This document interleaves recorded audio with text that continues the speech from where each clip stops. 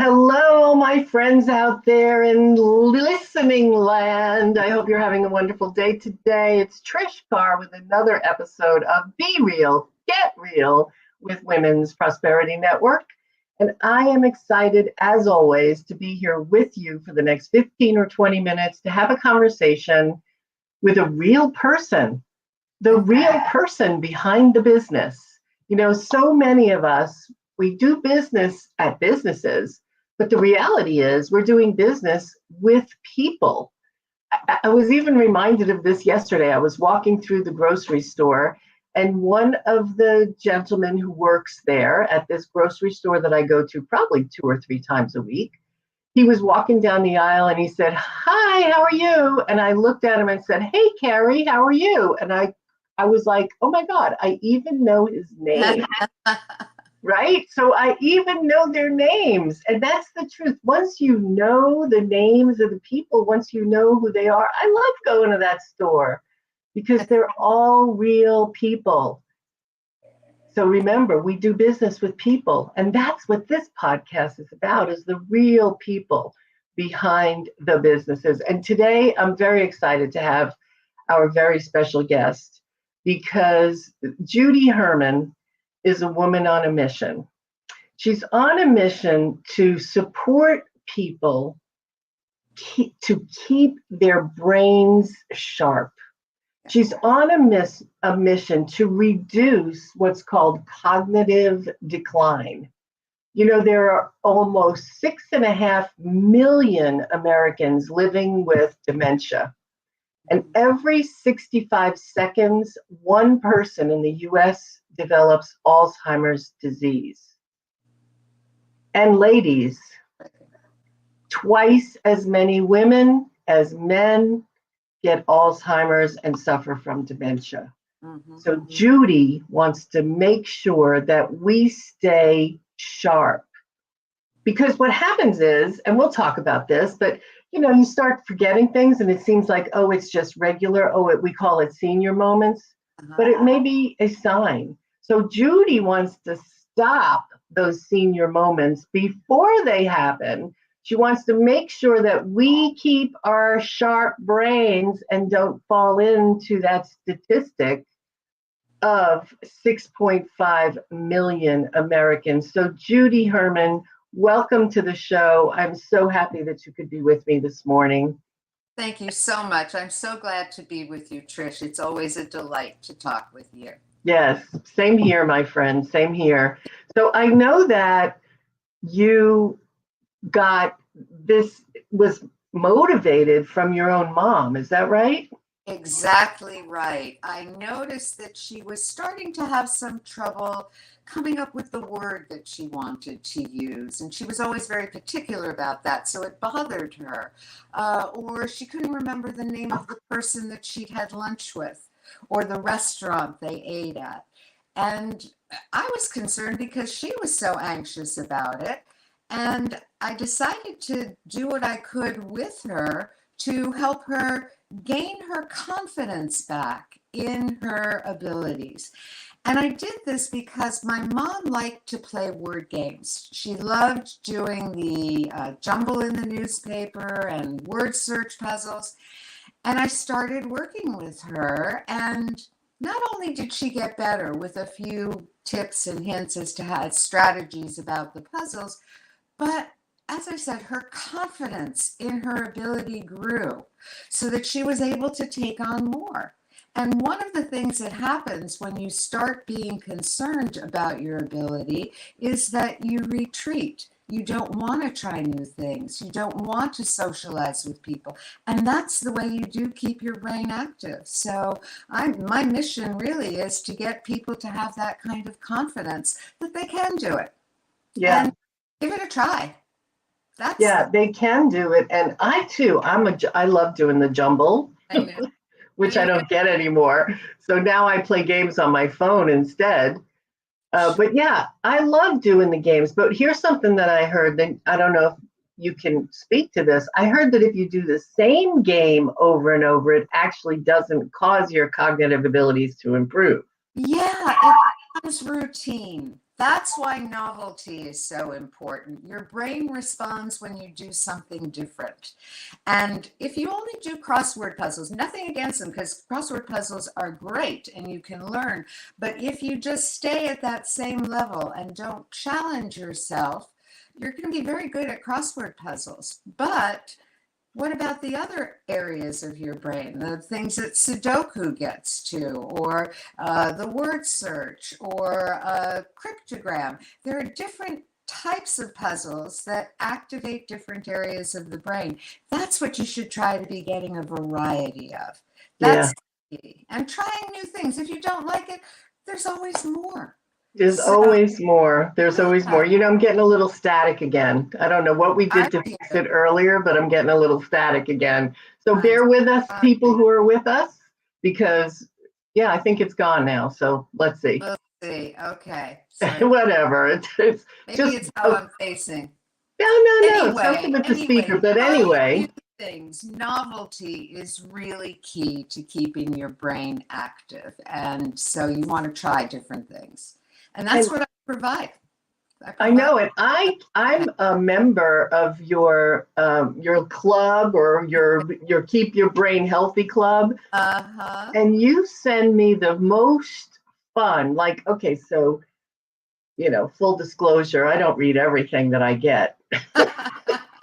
But what I get from you, I open it like a little girl on Christmas, and I'm like, which puzzle is she giving me today? And you give me things that actually stump me, which I like, but I don't like. Yeah. I do. I love it. You give me things that challenge me to think.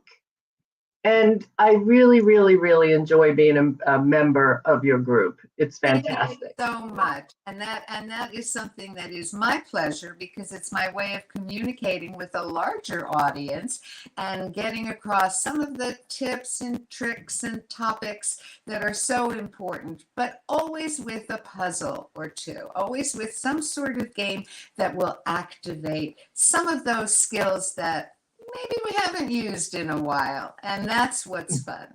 And And if I I love how you do it with the holidays too. So with Valentine's Day coming up, I'm sure you have something fun planned for all of us. I do. And I would love to have more people receive it. So we'll put the information, I think, in the chat or someplace where people can get in touch. And I would be delighted to send them my Brain Entertainment monthly, as well as what you get, Trish, in the subscription, my Brain Entertainment weekly, which comes 4 times a week, 4 times a month, 4 times a week. Love it. Love it. So other than going to your website, is that the place to go to get into the membership? Um, Actually, there is a link to the membership, and really, what will happen is if anybody would like to download my ebook of top 10 tips, when you do that download, you will become part of my list of people who get the Brain Entertainment Monthly. So Okay. grab that ebook and get on the Brain Entertainment Monthly train. Perfect. And you can actually do that simply by going to the Brain Entertainer. I love that. The Brain Entertainer. And it's right at the top of the page, says my free ebook for you. Is And go ahead and get that, because look, no matter how old you are, there's always those moments. Where's my keys? Where's my wallet? Where did I put that? What did I come into this room for? Right? Or better exactly. yet, one of my favorites is this one, where you're walking around and you go, where's my phone? It's in your hand. I know. I had a friend who was using the phone as a flashlight. I said, "What are you looking for?" She said, "My phone." My phone. We get so dependent on our devices, really. I mean, think about phone numbers. And, Right. we go to our contacts, we just click a number or button and we're done. But if you don't have your phone and you need to make a call, you need to know, and this is a good trick for people, memorize 5 significant phone numbers. It's important for you to have those in your head and not rely on the phone, because you may not be able to find it or the battery's gone.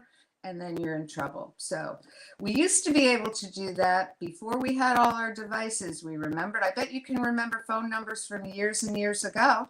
My And phone number that when I was a little girl. that's exactly right. So we had to do it because we didn't have the devices. Now we've got all these wonderful aids, but we have to keep our brains as sharp as our devices. Yeah, absolutely. And you know, telephone numbers are perfect because there are 3 numbers for the area code, 3 numbers for the what was called the exchange. I used to work at Yeah. AT&T, so I know all this stuff. And then the last 4. So your brain remembers things in chunks of 3s and 4s. So it's easy to remember a phone number in your head. I know That's I right. had to. A couple of years ago, I said to my husband, "Can you give me a call?" He goes, "I don't have my phone. What's your phone number?" I'm like, "You're kidding me." I made him remember my phone number. He knows it now. I know. Yeah. Yeah. I love what you do. And it all does come from your mom. And I remember one of the things we were talking about at one time was how I don't know how it happens, but sometimes when I speak, it sounds like my mom coming out of my mouth. Mhm. You have that same thing, or she talks to you in your head, right? I do. Yeah. Sometimes it does come out my mouth, but usually it's in my mind's ear that I can hear things that my mom said. Some of the great things and some of the things that maybe were not so encouraging, but she always tried. She was such a great supporter. And she always wanted the best for us. But sometimes she went about it the wrong way. But she has been my inspiration. I just want to show you a picture that I carry of her in my notebook that I take to my classes because she is always with me. And Wait, it's let me see that again. Bring that was up so I can the take a real picture. good look at her. Oh, man. Hi, Mom. This was one of the last pictures of her, but I do have a couple of others. I got to show you. In our heyday, my mom and I, we had fun. You We look got like sisters. Well, that was a compliment. Thank you very much. So Yeah, you that's definitely look like we sisters. were out in Palm Beach that night. That was fun. And then here's a couple more, and you can see as she got older, she really got so pretty. This was from I'm telling you, your mother was stunning. Really beautiful woman. Wait, some reason I just lost your sound. Wait. I lost your sound. Oh no. Just can you find your mute button? Hit your mute button again and then unmute one more time. Let's see if we can get you back. Oh, she's freezing on me. You know, this thing about your mom, yeah, I don't think I have you yet. I still don't have you. No volume at all. It's funny, you were in the middle of a sentence. And as we're talking about our moms, in my family, nope, still no. How about come back? I know don't you love technology? Isn't it our favorite thing? So for those of you who are out there in Facebook land right now, we're having some technical difficulties. For those of you on the podcast platform, we're having some technical difficulties. Judy could probably come out and come back, maybe something like that. I don't know what to tell you. Can't hear you. Weird. Let me see if I'm doing anything. Yeah, come back. Go and come back. So for those of you watching, I have to tell you in my family, you know, we're 3 sisters, right? There's me, Trish, Susan, and Nancy. You know all of us. Susan Winter, Nancy Matthews, Trish Carr. And the thing is that we are so worried about sounding like our mother. We have a little thing we do, like pull on our ear or anything or something like that. So if we see any of us exhibiting the behavior of our mother, we say, "Oh, Nancy, you're EPB." EPB, yes, exhibiting Pat behavior. My mom's name was Pat. So that's what we did. We said we were exhibiting Pat behavior. And I think anybody out there can relate. That voice in your head that you hear oftentimes is your mom coming through. That little thing that you're doing that you're like, why do I do this? It's because your mom did it. You know the old story about how the old story is the woman is cooking a ham, and she gets the ham, she cuts off the end of the ham on each side, and then she puts it in the pan. And she's showing her daughter how to make it for the very first time. And her daughter says, Mom, why are you cutting off the ends of the ham? And she says, well, that's what my mom taught me to do. And her dad, who was there, yells in from the other room, your mom cut the end off the ham because the pan was too small. So we do these things because our parents tell us that's what we should be doing, but we don't even know why. So, little mom stories. For all of you out there in podcast world, Judy somehow got lost. Something happened to her Zoom and she can't get back on. But I appreciate all of you being here with me today because it really is about what can you do to make sure you stay sharp. Because, I mean, we joke about senior moments and we joke about, oh, I lost my keys again. This morning, I made the bed, getting ready to walk out of the bedroom, and I go to turn off the TV and I can't find the remote. It's got to be somewhere on the bed. It's got to be. I tear the bed apart. I can't find it. I don't know what happened. My husband comes home. He was working this morning. He comes home. And he goes, what's going on? Why can't you find it? What's going on? Where is it? I said, this is what it must feel like for you. You always forget things all the time. He said, yes, welcome to my world. So I was like, where is the remote? Of course, he pulled the bed apart and he found it. But luckily, I have the remote.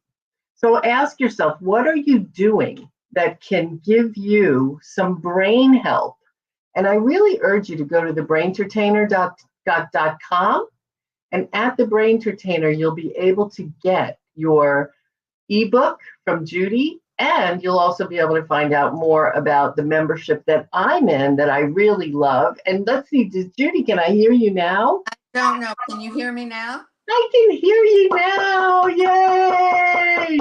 Thank you for listening to me ramble. Everybody's been listening to me ramble while you came back. Thank you for taking on. Thank you very much. Oh, of course, of course, of course. But I want to hear about your MOM acronym. You have an acronym for MOM? I do. This is something that I ask people when you want to remember something, think of MOM. M-O-M. The first M stands for motivation. Why do you really want to remember something? I'll tell you, if I gave you $1,000 the next time you saw me, if you remembered my name and I gave you $1,000, wouldn't that be something to make it motivating?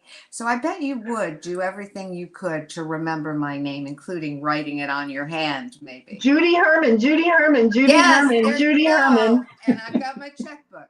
Okay. And then the O is for observation. Pay attention. That was one of the things that my mom always said to me, pay attention. And really, we do want to pick up all the information that our senses are taking in when we want to remember something. The more associations we can make, the more chance we have to remember what it is. And then the last thing is method or mechanics. That M is important because you want to have a way to remember, whether it's association, whether it's visualization, whether it's this type of mnemonic device, the M-O-M. These are techniques that will simply help you to keep the memories that you want to keep. And it's important to have those mechanics and put them to use. So remember MOM. Motivation, observation, and mechanics or methods. That is so good. Whenever you can put it into a mnemonic, it makes it so much easier to remember. It really does. And that's such a good technique for so many different instances. But mom is mine. When did your mom go to the Rainbow Bridge, as we say for puppies? Yes. Well, she left in 2008. So she's been gone a while. But it was her difficulty that started my goal, my aim, my showed me my purpose, really, Yeah, because she went to a senior community and they didn't have a program similar to what I was doing. And the activities director asked me if I could do a class for the residents. Maybe it would help them.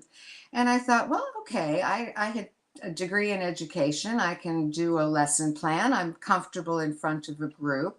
So I prepared a lesson and I went up to my mom's community and I had a big audience. I think they wanted to see my mom's daughter. My mom was quite popular and they just wanted to see who this was. But as it turned out, it went over really well.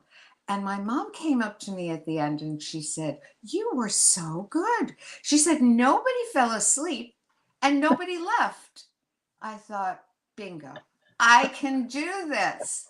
And that's how All Aboard the Brain Train started. And I started with a few senior communities here in South Florida, and it's expanded now. And I teach 20 different classes a month, and I do presentations to groups and organizations. But it all started back with my mom and helping her, which translated into helping more and more people. yeah. I think it's sort of like game night. You remember Mm, when I was younger, we used to play games, we used to do jigsaw puzzles, we would play cards. And right. I think that with the puzzles that you give and the brain teasers that you share, that would be a fun puzzle night. Right. It's I the thing about friends getting together in a living room to Yeah. play something that's fun, maybe a little competitive, that keeps your brain going. But so few people are doing that. I think, Judy, you can start Yeah. a trend with I brain think entertainer I'll do game online. night. Yeah. We could do a Zoom game night. That would be great fun. Yeah. How Yeah. was your mother's cognitive abilities when she left in 2008? Was she still with it? Um, the last year was not good. She really wasn't with it. But I tell you, she had her 90th birthday and she perked up for that one. That was just fabulous. And she looked terrific and she socialized and she talked to everyone. And that was wonderful. And then shortly thereafter, she kind of declined and passed away. But she had a wonderful life and a lot of friends, and she had her own quirks, her own thing, but she really did make an impression. And she had a great smile and a great way of engaging people. My nephew told the story about being at her club here in Florida, and they were going through the dining room, and my mother was saying hello to this one and that one, and they were coming up. "Molly, how are you?" and everything. They made it to the table, and Michael said to my mom, Who are those people?" She said, "I don't know." I don't know. She was just so outgoing and friendly that That's nice. she and it wasn't necessary for her to know everybody. She just was friendly with all the people. So that was a good example. That's wonderful. Where did she grow up? She grew up in Brooklyn, New York, and Me too. One, one, two, three, I four. I know she was the middle sister. Me too. I know, but it affected her in a lot of ways. Hmm. Both her sisters had middle names, and she didn't have a middle name. And she always felt bad about that. So Uh-huh. when she named me, she had, my name. And then when she named my sister, she gave my sister not only a middle name as well, but the same number of letters in her name, in her first name and her middle name, as I had. She was always very balanced with us. She always wanted us to have this because she didn't have it. And I knew that there were many things in her life that influenced her style of mothering and her attitude towards the world, which a lot of those stories and things stay with us. And some of us influence us a lot more than we ever realized. I still Right. hear things that she said back in the day. And one of the big things that really has affected my life was when she came out with the statement, "You're not living up to your potential." And that was something that got to me because I was always striving to be as good as I could at any stage. And what prompted her saying that was she, at the time, was the registrar in my high school. And we had taken an IQ test. And my mom knew all the scores, she knew all the results, she knew all the grades. And I asked her, how did I do?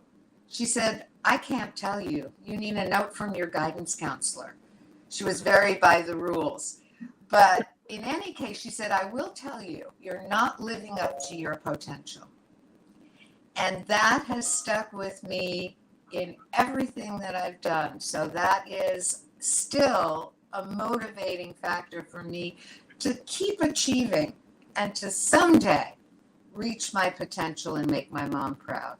Oh, your mom was proud. It was she's proud right now, Yeah, right?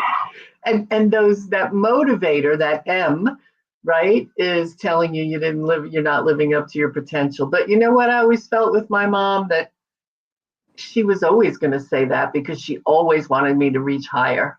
that's right. It was always about, it wasn't that she was telling me I wasn't good enough. Right. She was telling me to reach higher. And that's not easy to differentiate in your brain, right? Or in your No, heart. when you're 16 or 17 years old. And Yeah. I'm more than that now, and it's still with me. Yeah. It's still So with me. there were good intentions. She was always well intentioned, but it didn't always come out in the right way. So Yeah. What uh, high school did you go to? I went to New Rochelle High School in New Rochelle, New York, in Westchester. It's a And great place to grow up. it was. And I'll tell you, a tribute to the high school and to the upbringing that we had. My high school class is still very engaged. I have a number of friends from high school. We get together for not only our reunions, but our birthdays. So, like every year or every 3 years, we're together in New York City, and it's just great. It really Wow, that's so much fun. it was a significant part of growing up for all of us. And Yeah, we're still, living the results today. that's wonderful. That is really wonderful. So, apart from going to thebraintertainer.com and getting your free ebook, which I So, urge all of you to do because Judy's things are not just fun, the puzzles and the games, and they're not just fun, they're keeping my brain working. yeah, Hello. And you're not going to know that there's decline. The whole idea is to get this happening before there's decline. For example, I started wearing skincare at 30 so that yeah, I wouldn't have wrinkles at 60. And it kind of worked. I have pretty good skin. But that's what we're doing here, is we're right, Judy? yes, exactly right. And by trying new things, as I said before, that's how your brain grows. You create new neurons, you make new connections, you learn something new, and you bring it into what you already know. And that's your cognitive reserve. That's Yeah. money in your mental bank because you want to be able to draw on all of that knowledge. Say, when you do have that kind of awkward moment and you can't think of the word and you're racking your brain, relax. When that happens, let your own ability, your cognitive reserve come to the fore and give you a synonym or a description of what it is. Don't stop and get flustered, because as I saw with my mom, the more anxious she got, the less able she was to think clearly. So Exactly. you want to just relax, give yourself a break, and it will come. Yeah, it happens to me more often than it used to, honestly. Mhm. Like Mhm. on stage or when I'm conducting, presenting, it has happened to me. Like I'll pull for a word and I'll like, oh my gosh, what's that word? And instead I'll go on with the description. And Right. when I describe it, the word comes to me. So And nobody knows the word that's in your head anyway. So, right. you're fumbling around in your mind, but people, Yeah. will accept what it is that you say. So, Yeah. Absolutely. yeah. So Yeah. your message is keep your brain busy, keep your brain doing new things. Right. That's neurogenesis. You are creating new brain cells. Our brain did not stop growing. It always is continuing. We're always able to add new. And that's the important thing. Don't just stagnate. Well, thank you so much for being with me. I Ah, so appreciate you. Really, be sure to go to thebraintertainer.com thank you. and start getting your cognitive abilities revved up because before you know it, they're going to start declining. It just Mm, happens. And we want to stop that from happening. we So do. thank you so much, Judy Herman. I so appreciate Thank you. you, Trish. I Yes, my really pleasure. appreciate this. It's a great pleasure to be with you, and thank you so much for having me.